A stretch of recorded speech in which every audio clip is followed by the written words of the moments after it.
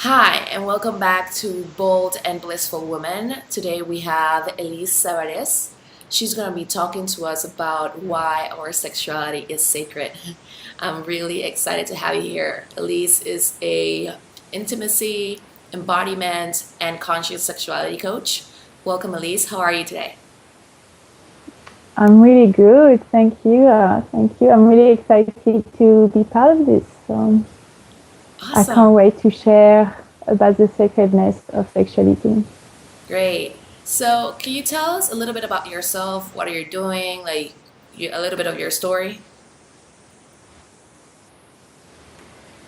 Yes. So, as every story, we seem to share about the things that were really important for us. So, we share the wins that we had from the struggle in our life. So, I talk a lot about embodiment and sacred sexuality, but my story is of many years of being totally disconnected to my body and really spending years numbing myself with drugs and alcohol. So that was where I was for many years. And then I think a light bulb turned on when I was 30, and I decided to stop drinking, smoking, and within 2 weeks of that decision, I met my ex-partner with who I stayed with for 5 years, who introduced me to spirituality and to conscious sexuality.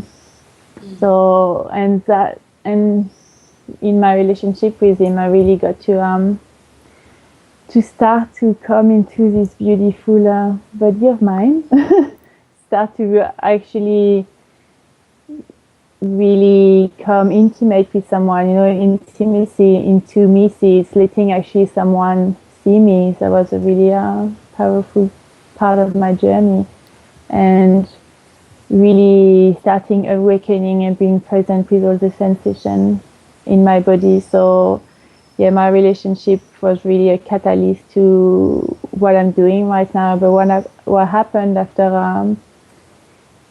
a while, I realized that I was still looking outside of myself for validation, for love. I was still looking for him to tell me that I was okay, looking at his love. And he was loving my body so much, and he was loving my yoni so much as well. And I talk about yoni and I refer to your genitals. And but when I was on my own and I would connect with myself, I still had a really deep sense of shame and discomfort. So I started questioning and wondering what it would be like to actually go on a journey and pleasure myself on a daily basis. Because at the time I was also exploring the mind and how we rewire patterns. So I was like, I wonder if I self pleasure for 21 days, 21 days a time you need to rewire to create a new pathway in your brain. So that was the start of my exploration, to let go of my own shame around touching my body. And then from that, I created the Self Pleasure Revolution and a program called the 21 Day Self Pleasure Challenge. And I help women to let go of this sense of shame as well. But what I have found on my own journey and from the ladies I've helped through my program is that through connecting like this with yourself, with love and presence, not only you let go of shame, but you start to build a real sense of self-love and self-respect. And that's kind of was the last piece in my journey that was missing when I was just connecting with my partner, was really like feeling a deep sense of coming home to myself. That's Yeah. beautiful. Thank you so much for Mm-hmm. sharing that. I wanted to ask you for those in the audience that are not aware of the definition of conscious sexuality, what's the difference between, you know, exploring your sexuality as, the world currently does it versus conscious sexuality? Conscious sexuality is um, you meeting someone or yourself without a goal, you're coming together with the intent of really being present with everything that's happening. So in unconscious sexuality, you're going after the orgasm. You're not fully present in your body or in the moment. There can be a lot of stimulation, and it's really like this goal-orientated, okay, this is where I'm going. And there is not always a lot of deep heart connection between the partners. And if you're self-pleasuring, there isn't a lot of presence in the heart or presence in the body. Most of the energy is in the genitals. Conscious sexuality for me is with a partner is really meeting from the heart. And as I was saying before, it's creating intimacy. So it's really letting the other person see you deeply, and not just the shiny side of you, but all your wounds and your fears and your tears. Conscious sexuality is a place where you can really allow yourself to express any emotions that come up as you're connecting sexually with your partner. Because sexual energy is really powerful, and when you allow it to burst through your body, it really helps to release emotion or trauma that's held within the cells. So yeah, for me, in conscious sexuality, you really come into presence with the other and with an open heart, and it's really about exploring the possibilities with sexuality, exploring the possibilities of sexuality being almost like a spiritual practice. Because I've had experiences of oneness through sexuality, and that's what I refer to as conscious. Can you explore a little bit about that, the spirituality and oneness experience? Because I know that a lot of women, a lot of people in the world don't see it that way.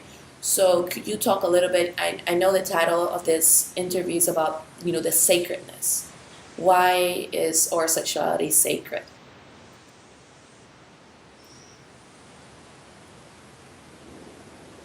Our sexuality is sacred because our body is sacred, and our yoni, as I referred before, is sacred. Yoni actually is a Sanskrit word, and it means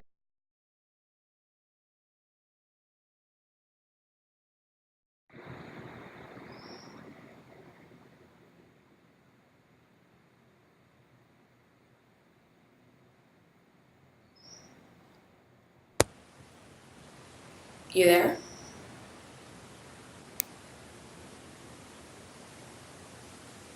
Are you crying? I was 2 seconds away from crying, no. but I was like, no, I'm going to keep my calm. And this interview is happening. It's still on, so this is just live. We can still continue. You were talking about Orion. Okay. Okay, perfect. Perfect. So the question was the sacredness of sexuality. So yoni is a Sanskrit word that means sacred temple. Mm-hmm. So just feel into that for a moment. That's like a tradition that's over 2,000 years. People used to go to temple to revere the goddess and to revere the yoni, because they knew at the time that the yoni was a place where everything was created, where the universe was created. So every woman holds within her body and within her yoni and womb the secrets of the universe. That's why sexuality is sacred. And our life force is what creates life. Like our sexuality is our life force, and that's how we create a baby. So, this is like creation itself, and the media is making this like this objectifying and degrade. Like the image of sexuality has really been damaged, I find. But at its essence, sexuality is two people meeting to bring about creation. So if that's not sacred, I don't know what is. That's beautiful. And I know that sometimes there are women out there that are not ready to have a kid, right? Are there any other aspects of sacredness when it comes to sexuality that you can just enjoy and connect to a deeper level? Yeah, I guess for me, I say sacred because the space is sacred. Mm. So because it is a place of creation, but it is like where this powerful life force comes from. But just this idea that this temple, your sacred temple, your yoni, is is a place that used to be revered because there was power in there. And when you start to connect with this space deeply, you can really tap into a deep wisdom that's not from the mind, but like something that's really deep in your body. That's kind of, it's almost tapping into a field of knowledge, Mm. like a collective Yeah. consciousness. And that's, to me, that's why it's sacred. Like when you can bring attention and presence into this space. So Yeah. I wanted to ask you, why is this so important for women, or why is it so vital for women nowadays? How does it help with their feminine essence? I think it's so important because a lot of women are really disconnected from their femininity these days. We live in a very masculine world, and we all, had to step up into this role to go to work and make things happen. And we are really good at being strong, empowered women. But what happens is we create, like on a physical level, we actually create an imbalance in our hormonal system, Mm. because in that go go go we use a lot of adrenaline, but our body is not made the same as men, and it's really easy to get adrenal fatigue. So anything that gets you back in your body, tap into your parasympathetic nervous system, Mm. which really helps balance everything out. So that's why it is vital for women on a body level, but as well, I find that when a lot of women don't have a sense of who they are or what that place is in the world, because they're disconnected from their body wisdom, from their feminine wisdom. And so through connecting through the body, you kind of come back to your center and to kind of making sense of your place in the world as a woman. And I think that's I love really that answer. important these days. Yes, thank you so much for that. And yeah, I've had hormonal imbalance, stress, all that sort of stuff, before, because I was so used to being in my masculine and it wasn't Mm, nice. So yeah, it's just always coming back to yeah, that place of ease. Um, yeah. And I just want to say something about that. mhm. You can do that very easily throughout the day. It's just that if you can just, because how we, like women, we know we live through cycles. So we are meant to have this, yeah, go, go, go, but then we are meant to rest, and we are meant to have this, and we have many cycles. So we have our moon cycle, but during a day as well, we have this type of cycle. But most of us, we go, go, go, go, go, and fall at night tired. But if you can, during the day, just take a moment to drop, breathe deeply into your lower belly. It doesn't take much. You can take 5 minutes, just dropping in, feeling your body, feeling the clothes on your skin, breathing deeply, and just slowing down and feeling everything that's happening in your body. If you're outside, feeling the wind on your skin, you know what I mean? Feeling the sun, you can even do some movement just to bring yourself back in your body. That's going to create that curve of slowing down, and that will help your system. I do that a lot during the day. You can even be at the desk at work and just for a moment bring your consciousness, your attention back into your body, and that helps a lot. It does. Thank you. I didn't know that, so I'm gonna start applying it.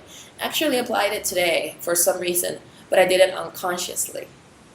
So it's like it's time to come back. Let me just appreciate everything. Let me slow down. Let me like rub some lotion, all this sort of stuff. But it was very nice and it helped a lot. So it's good that I'm doing it. Well, I used to do it under another term, but it's beautiful how you expressed it. So what are like let's get juicy here. So what are some good beginner self practices in terms of self pleasure? Self-pleasure. So I can share with you the practice that I teach in the 21-day self-pleasure challenge. Because for me, self-pleasure is really about creating a deep connection with yourself. So I'm not teaching a lot of fast stimulated based practice or how to go the fastest to this orgasm or things like that. So it's really about creating a relationship, a loving, respectful, and present relationship with your body and with your yoni. So what I teach at the start of the challenge is women is to rest one of the finger right at the opening of their yoni, which I call the flower, right at the opening, and just to rest their finger there and use your breath to bring your attention on the point of contact. And it might take a while, especially if you've had a busy day to really drop into your body. But the practice is to bring your attention to the point of contact, breathe into it, and allow yourself to relax and open. Relax and open. Another practice that you can do is breath massage, and I teach it as well as part of the challenge, but breath massage is really good too, as well for your hormones. You release a lot of feel-good hormone in your body almost straight away. Or something that you can do as well is a conscious present touch. So it's really about same thing, and that you can do that anytime in the day. Like sometimes I just go,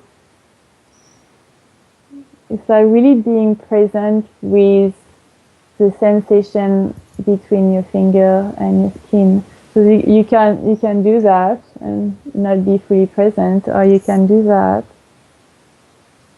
and really feeling what that feels like.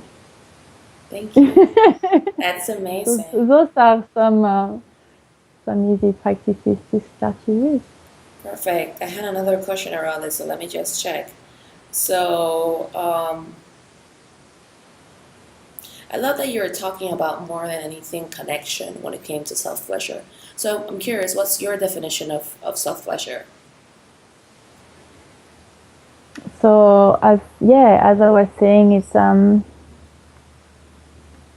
it's actually a way for me to come back to me, to feel my body, to take a moment to feel what's going on within myself.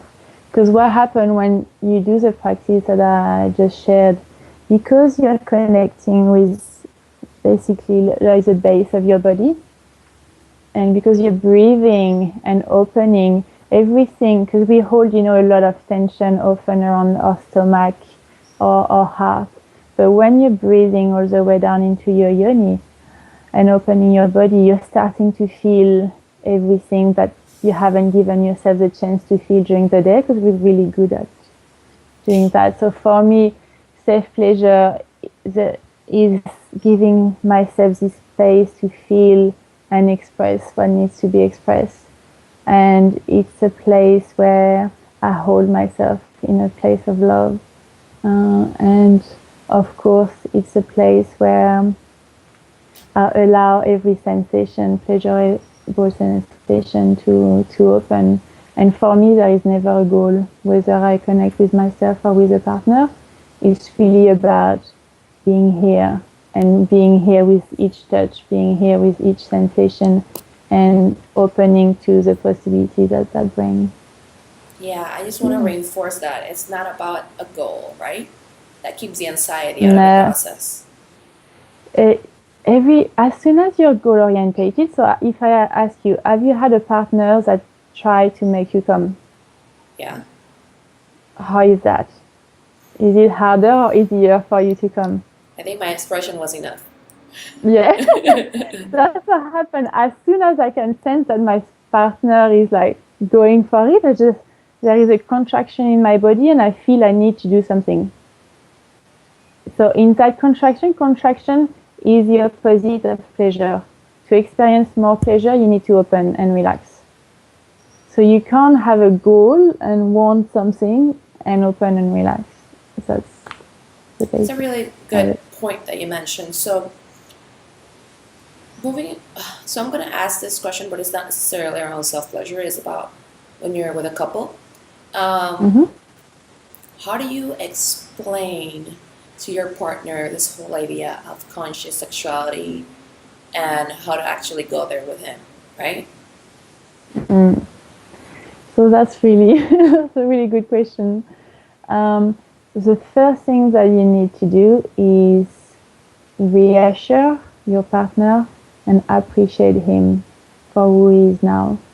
Because what happens is we tend to want to tell our partner what's wrong, but when we come at them like that, the first thing that they do is they shut down and they are not listening because they feel attacked. And it's a touchy subject because for men, they have a lot of pressure to perform in bed. So if you come and you say, like, just even the slightest thing that something's wrong, they straight away is going to make them question their own ability to pleasure you. So it's really what I advise my clients is to really come from a vulnerable place, not from an attack place, but really coming and saying, I appreciate, like, how gentle you are. I really love when we do that. Our love making is really being fulfilled. Like, just even if the love making is not fulfilling, find something that you really, really appreciate about your partner that's gonna make him open and relax. And then you can still from that very vulnerable place say, listen, like, I really feel like I've been hearing a lot about conscious sexuality. I've been hearing a lot about the possibilities that are available when we come together more deeply, and I really love you and I'd love to take this journey with you. Like, would you be open to do this with me?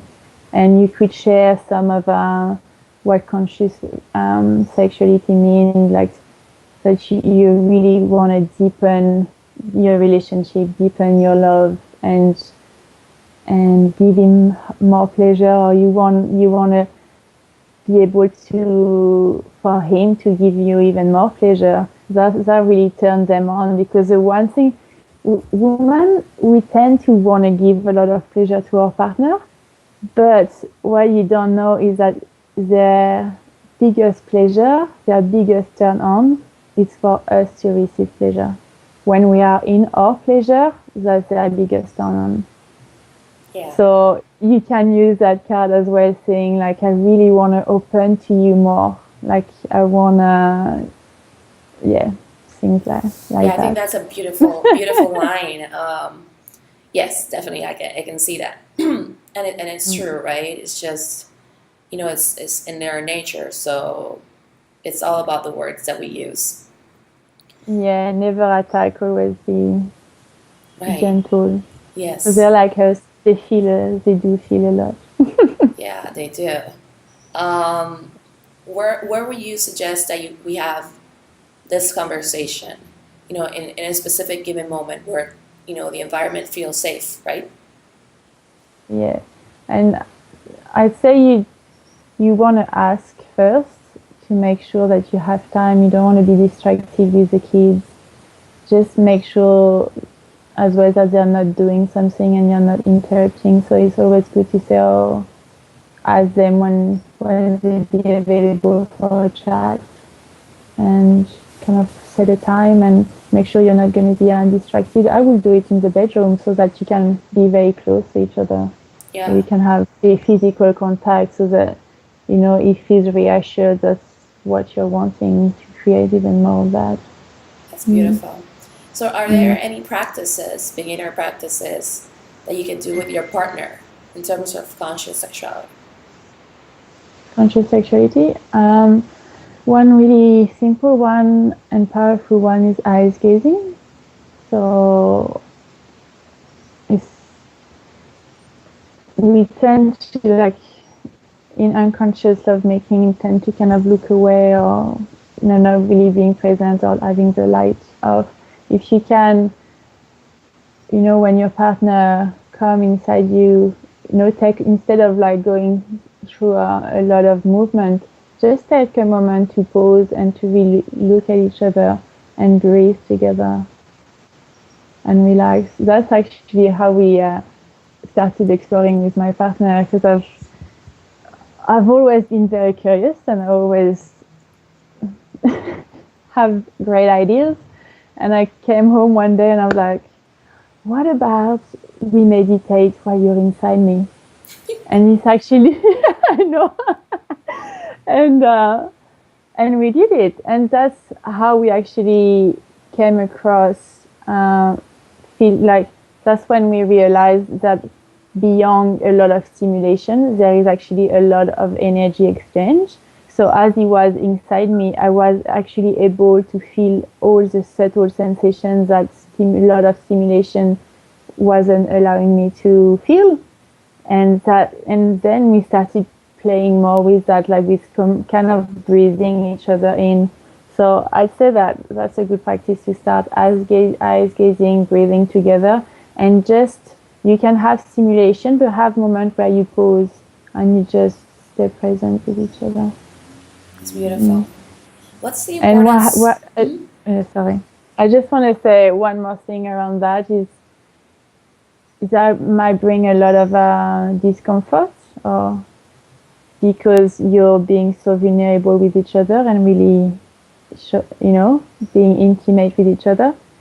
But just breathe into the discomfort and relax. And if you trust your partner, trust them that they're gonna be able to hold you and see you. Yeah, that's beautiful. And okay, so there's a lot of talk out there about syncing your breaths, or breathing together. What's the importance of that? Breathing together? Yes. Your breath is really what brings you back in your body. It's one of the most powerful practices I teach my clients. Is with the breath is what you use to drop yourself in and to bring your attention all the way down into your yoni. So as you breathe deeply together, you really allow your body to open to each other. And the breath is life, so you can play as well, like either breathing together. It kind of makes you think together. It's as if it's bringing you closer, because you're having that same movement of the breath together. Or you can play with alternating, so one breathe out and the other breathing, and then it's like you're breathing your partner in and then he's breathing you in. That's perfect. Thank you. Mm-hmm. You mentioned that sometimes this process brings a lot of uncomfortable feelings. I know there's a lot of, talk or guilt or shame that we experience sometimes thanks to society and whatever, when it comes to sex in general. What's a good way to recover that innocence, as a woman that we have, especially? As a woman? Yeah. Well, for me, as I was sharing at the start, the biggest practice was self-pleasure. To spend that time with myself, to actually experience this feeling of shame instead of having them under the surface and kind of still playing out in my life because they're unconscious and they make me react in a certain way, to actually hold myself. So the practice I was sharing earlier as well, just hold yourself and have one hand on your heart as well, and really breathe into this shame. And again, the breath, breathe into the feeling and allow your body to open and allow yourself to feel that. And because you probably now have like a conscious, like from your mind, understanding that it's okay to touch yourself, but your body needs to understand that. So you need to spend that time with yourself so that the change happens on a cellular level. I love that. Thank you so much. I wanted to ask you another question. So, is there a way to practice self-pleasure with your mind? With our mind, of course. We can create anything with our mind. Yes. So, like I was sharing before about the practice of going into your body. So anytime during the day, you can actually bring your attention into your yoni. Breathe into it and allow it to relax. It's just attention creates everything. So you can breathe deeply, feel your body open, and just you can smile as well. That helps. But you just by bringing your attention deep within your yoni, it will create sensation, and with more practice, it will awaken your yoni deeply. So I've personally had experiences where I wasn't even touching myself, but I felt a lot of pleasure going through my body because I have practiced this for a while now. So definitely you can play with your mind. And you've probably already experienced that through fantasy, and like you have a thought and then you have a reaction in your body. Have you experienced that before? Yeah. Feeling turn on. So you can just play more with that consciously, like of bringing that turn on. But instead of going in your mind and imagining something, you can actually create that by bringing your attention into your body and into the sensation. I forgot to ask you this now that as I heard you talking. What is something good that you can say to yourself in the moment that you're experiencing the guilt or the shame when you are self-pleasuring? Something that will ease you. So what I used to say is that I'm okay, I'm safe, it's okay to touch myself. I'm okay, I'm safe, and it's okay to touch myself. This is my body. Sexuality is beautiful. Whatever really resonates with you, depending on your story. Because I know that we all had different story, and a lot of women, one way or another, has been sexually abused or had some kind of abuse. So it's really about reclaiming this body, this temple as yours. So whatever makes you feel safe to touch yourself. Thank you. So I am safe. It's a good one. Is there anything that you would like to mention to this audience that I haven't asked you that you think is really important for them to know?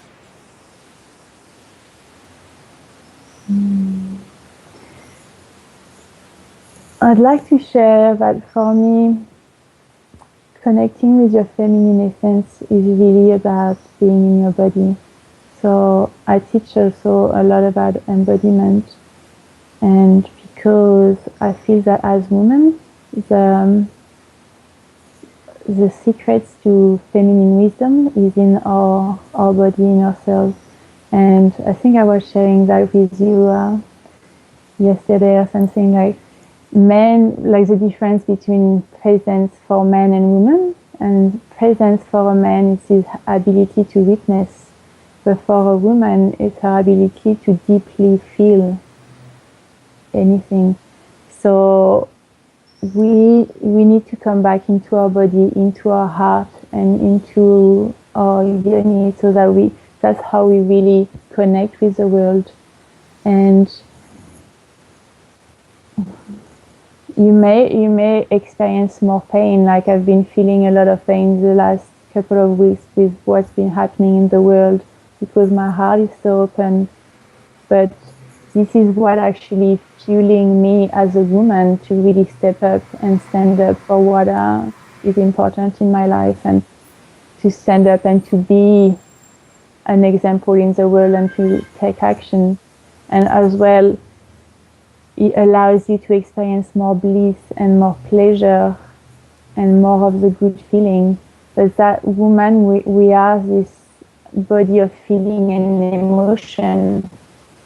And to me, we need to reclaim that. And something maybe we haven't talked about is emotion is part of being a woman. So to reclaim that and allow yourself to feel all of your emotion is, I think, part of the feminine path. Thank you.